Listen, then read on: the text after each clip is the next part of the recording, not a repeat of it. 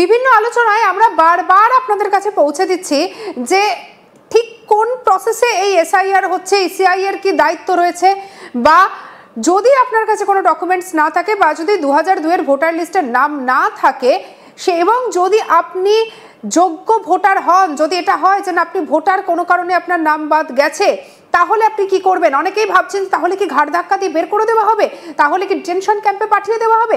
বিষয়টা কিন্তু এতটা সহজ নয় যে মনে হলো আর আজকের পরে কালকে ঘাড় ধাক্কা দিয়ে বের করে দিলাম, এই বিষয়টা কিন্তু নয়। আর এই জায়গা থেকেই চলে আসছে প্লাস্টিক পেনিট্রেশন এই কথাটা।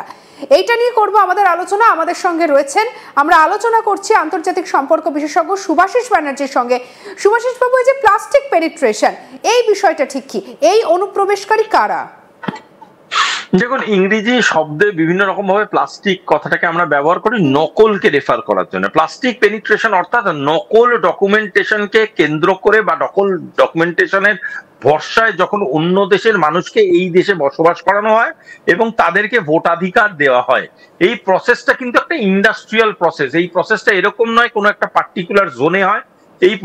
এই প্রসেসটা ভারতবর্ষের বহু পোরাস বর্ডার লাইনে ইন্ডাস্ট্রির মতো বিভিন্ন রকম অফিস তৈরি করে বিভিন্ন রকম মেথডোলজির মাধ্যমে এই প্রসেসটাকে চালু করা হয়। এবং এই প্রসেসটা এমন ভয়ঙ্কর এবং ভয়ানক একটা দিক দিয়ে চালু করা হয় যাতে করে বহু মানুষ, তারা যে কি পরিচিতি নিয়ে অন্য দেশে ছিল ভগবান জানে, তারা মাস্টারমশাই হতে পারেন, তারা চাষি হতে পারেন, আবার তারা টেররিস্ট হতে পারেন, এদের সবাইকে কিছু মূল্যের এগেনস্টে এদেরকে বিভিন্ন রকম ভাবে ফেলিসিটেট করা হয় উইথ ইন্ডিয়ান ডকুমেন্টস করে, তাদের ভারতীয় বিভিন্ন সামাজিক মানে স্তরের, বিশেষ করে সামাজিক স্তরের একদম নিচু লেভেলে এদেরকে ইনজেক্ট করানো হয় যাতে করে এরা ডকুমেন্ট নিয়ে থাকবে। আমি আবারও বলছি, উইথ অল ডিউ রেসপেক্ট, হাত জোর করে বলছি যে হতে পারে এরা খুব পরিশ্রমী বহু মানুষ আছে যারা প্রচন্ড রকম কায়িক পরিশ্রম দিয়ে তাদের জীবিকা রোজগার করে, অর্থাৎ যারা একে অপরের কারুর না কারুর বাড়িতে কাজ করেন, পরিচারিকার কাজ করেন।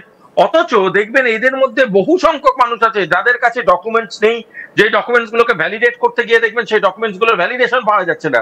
এই বহু সংখ্যক মানুষগুলোর ভ্যালিডেশন করে ফেল করছে কেন?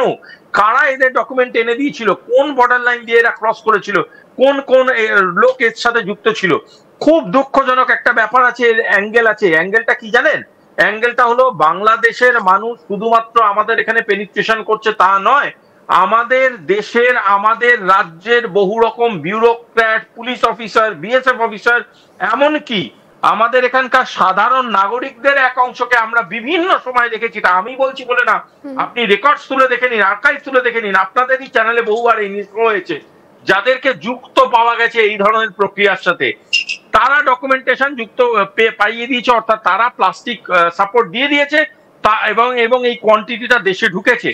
আজকে এই কোয়ান্টিটিটার মধ্যে একটা কোয়ান্টিটি গিয়ে যদি আপনার চোপড়ায়, আপনার বালুরঘাটে, আপনার মালদায়, আপনার মুর্শিদাবাদে গিয়ে যদি কোনো সন্ত্রাসবাদী ঘটনা ঘটায় বা কোনো সন্ত্রাসবাদী মতকে তৈরি করে, যারা পরবর্তীকালে গিয়ে শিলিগুড়ি করিডোরে গিয়ে ঝামেলা করে, বা যারা কোনোভাবে আমাদের নর্থ ইস্ট মিলিটেন্সির কাছে অস্ত্র পৌঁছে দেওয়ার প্রতিশ্রুতি দেয়, তাহলে তার দায়িত্ব কে নেবে?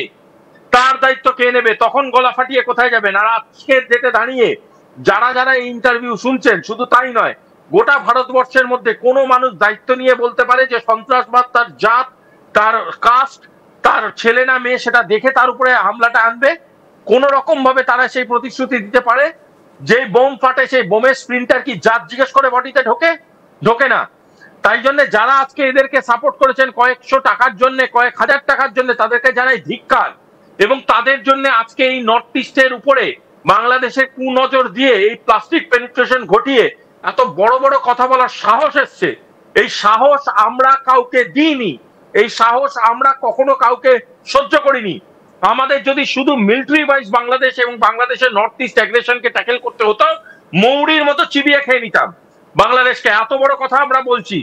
এবং একটা কথা জেনে রাখুন, বিষয় আমি একটু জানতে চাইবো, এই যে বর্তমানে এই বাংলাদেশিদের প্রভাবে আমাদের বাংলার উপরে চাপ বাড়ছে, আপনি বেশ কিছু সীমান্তবর্তী এলাকার কথা বললেন, এই যে আমরা দেখতে পাচ্ছি যে মালদার উপরে চাপ বাড়ছে, মুর্শিদাবাদের উপরে চাপ বাড়ছে, এই যে চিকেন স্নেকের উপরে চাপ বাড়ছে, এবং আপনি উত্তর পূর্বের কথা বলছিলেন। আসামের কি অবস্থা? আমরা জানি যে বর্তমানে যেভাবে চাপ বাড়ছে এই এই যে সমস্যা, এই সমস্যাটা থেকে মুক্তির পথটা তো এসআইআর, সেটা তো সাধারণ মানুষকে বুঝতে হবে। আপনি একটা সাধারণ কথা আমাকে বলুন, ধরুন আমি আপনি খুব ভালো বন্ধুত্ব আমাদের, আপনি খুব ভালো মানুষ, আমাকে বললেন যে হ্যাঁ একদিন আপনার বাড়িতে গিয়ে আমি নেমন্তন্ন খেতে গেলাম। আমি গেলাম আমার গোটা পরিবার নিয়ে আপনার বাড়িতে নেমন্তন্ন খেতে। তারপরে আমার আপনার বাড়িটাকে ভালো লেগে গেল, আমি বললাম আরো 2 দিন থাকবো। আপনি বললেন বেশ ভালো থাকুন। 2 দিন থাকতে থাকতে আপনি দেখলেন 1 মাস থাকলাম, তারপরে বললেন বেশ ভালো। তারপরে আমি এমন একটা ভাবসাব করতে শুরু করলাম যে আপনার বাড়িটাই আমার বাড়ি।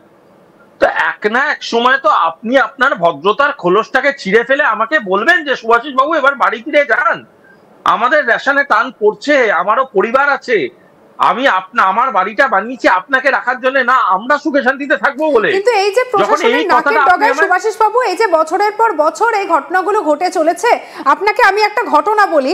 আমাদের রিপোর্টার গিয়েছিলেন রাজারহাট নিউ টাউনে। আপনি জানেন যে সেখানে একটি বাংলাদেশি কলোনি আছে, একদম কোট আনকোট বলছি, বাংলাদেশ কলোনি আছে, যেখানে গেলে পরে আনাচে কানাচে ঢুকলে পরে মনে হবে যে আমি ভারতবর্ষে নেই, কলকাতা তো অনেক দূরে, আমি বাংলাদেশে ঢুকে গেছি।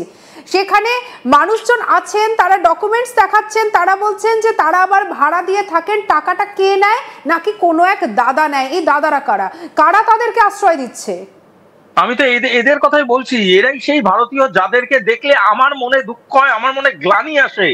আপনাকে এত কষ্ট করতে হবে না। পিয়ারলেস হসপিটালের পেছনে যে রাস্তাটা আছে, সেই রাস্তাটায় আপনি যে কোনো হোটেলে খান, সেখানে আপনাকে গোসল করতে হবে, আপনাকে পানি খেতে হবে, আপনাকে ভর্তা খেতে হবে, এবং সেখানে আপনি হাত ধুতে পারবেন না, আপনি বাথরুমে যেতে পারবেন না, সেখানে আপনাকে গোসলে যেতে হবে। Language and dialect has change. এই রিয়ালিটিটাকে যদি না মেনে নিতে হয়, এটাকে একদম টেকনিক্যাল ভাষায় বলে টেরিটোরিয়াল অকুপেন্সি। কলকাতা শহরে বসে আমরা চিকেন নেক করে চেঁচাচ্ছি। কলকাতা শহরে বসে আমরা বলছি মণিপুরে কি হচ্ছে, মিজোরামে কি হচ্ছে, প্যালেস্টাইনে কি হচ্ছে, ভিয়েতনামে কি হচ্ছে, কঙ্গোতে কি হচ্ছে।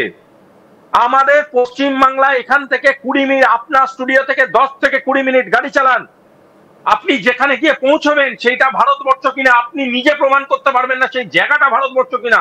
মানুষ তো ভুলে যান।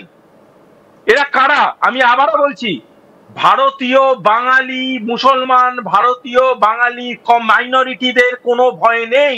তারা ভারতীয়, তারা আমাদের দেশের গর্বের অংশ। প্রতিটা মানুষ আমাদের গর্বের অংশ। বাংলাদেশি যেই মানুষজনকে এখানে মিথ্যে ডকুমেন্টেশনের মাধ্যমে ঢোকানো হয়েছে, এই এসআইআর হোক বা আরো নানান রকম সরকারি পদ্ধতির মাধ্যমে, এদেরকে ভারতবর্ষ থেকে বিতাড়িত করাটা প্রয়োজনীয়। এর সাথে কোন রকম ভারতীয়র কোনো সম্পর্ক নেই, কোন রকম কোনো এমন প্রসেসের কোনো সম্পর্ক নেই যেটা কোনো মাইনরিটিকে আঘাত করে। এটা শুধুমাত্র এমন কিছু